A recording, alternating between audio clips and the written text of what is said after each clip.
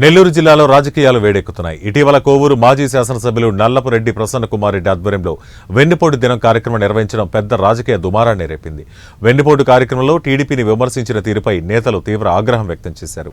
ఈ సందర్భంగా ఏర్పాటు చేసిన మీడియా సమావేశంలో పాల్గొన్న పలువురు నేతలు మాట్లాడుతూ జగన్మోహన్ రెడ్డి కేవలం డైవర్షన్ పాలిటిక్స్ పైనే దృష్టి పెడుతున్నారని, వారి ఉనికి కాపాడుకునేందుకు మాత్రమే వెన్నుపోటు దినం వంటి కార్యక్రమాలు నిర్వహిస్తున్నారని వ్యాఖ్యానించారు.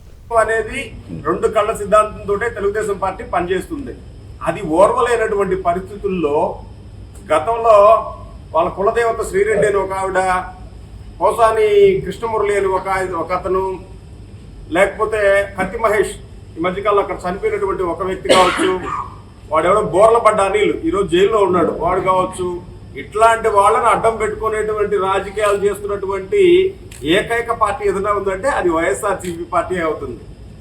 అయితే అనేటువంటి ప్రశాంత్ రెడ్డి గారికి తెలుగుదేశం పార్టీ తరఫున పోటీ చేస్తే 55,000 ఓట్ల మెజారిటీ ఇస్తే ఇది ఓర్వలేనటువంటి పరిస్థితుల్లో ఈరోజు నువ్వు మాట్లాడుతూ ఉన్నావు. ఎందుకు మాట్లాడుతూ ఉన్నారు? ఇంకా ఏంటి అంటే మా ఎమ్మెల్యే గారు మీకు ఇచ్చినటువంటి ఒక అవకాశం ఇచ్చారు. అవినీతి రహిత, వివాద రహిత నియోజకవర్గంగా కోవూరుని మారుద్దామని చెప్పని మొట్టమొదటి నుంచి కూడా మమ్మల్ని అందరినీ ఆపినటువంటి పరిస్థితుల్లో ఈరోజు మీకు నోరు లేస్తా ఉంది.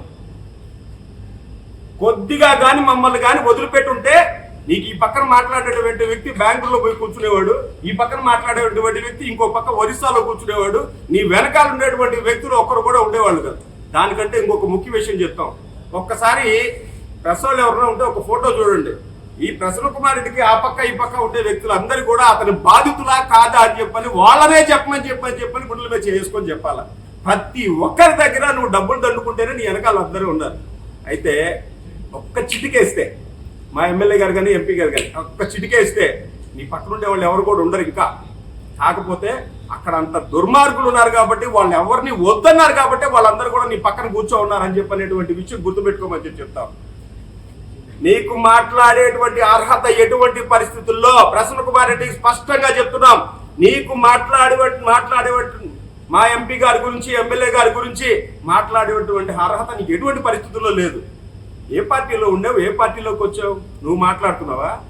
చంద్రబాబు నాయుడు గారి దగ్గర ఉన్నప్పుడు పిలిచి సీట్ ఇచ్చి కూర్చోబెడితే రాజశేఖర రెడ్డిని పంచి తీస్తానని చెప్పినటువంటి మాట్లాడిన వ్యక్తివి నువ్వు. అదే విధంగా మళ్ళీ వైసీపీలోకి వచ్చిన తర్వాత చంద్రబాబు నాయుడు గారు తిరుగుతున్నావు. నువ్వు ఏ గాలికి ఆ చాప ఎత్తేటువంటి రకం. మా ఎమ్మెల్యే గారికి, ఎంపీ గారికి అవి తెలీదు. వాళ్ళకి తెలిసినటువంటిది ఎలక్షన్ రాజకీయాలకు రాకముందు వాళ్ళకి తెలిసినటువంటి పరిస్థితి ఒకటి, ప్రజలకి ఏ విధంగా సేవ చేయాలి, ప్రజలకి ఏ విధంగా సేవ చేస్తే మనకు ఆ భగవత్ సాక్షాత్కారం జరుగుతున్నటువంటి ఒక ఆలోచనతోటే ముందుకు వచ్చేటువంటి వాడు. ఆ తర్వాత రాజకీయాల్లోకి వచ్చిన తర్వాత కూటమి ప్రభుత్వం ఈ రోజు ఏర్పడిన తర్వాత చంద్రబాబు నాయుడు గారు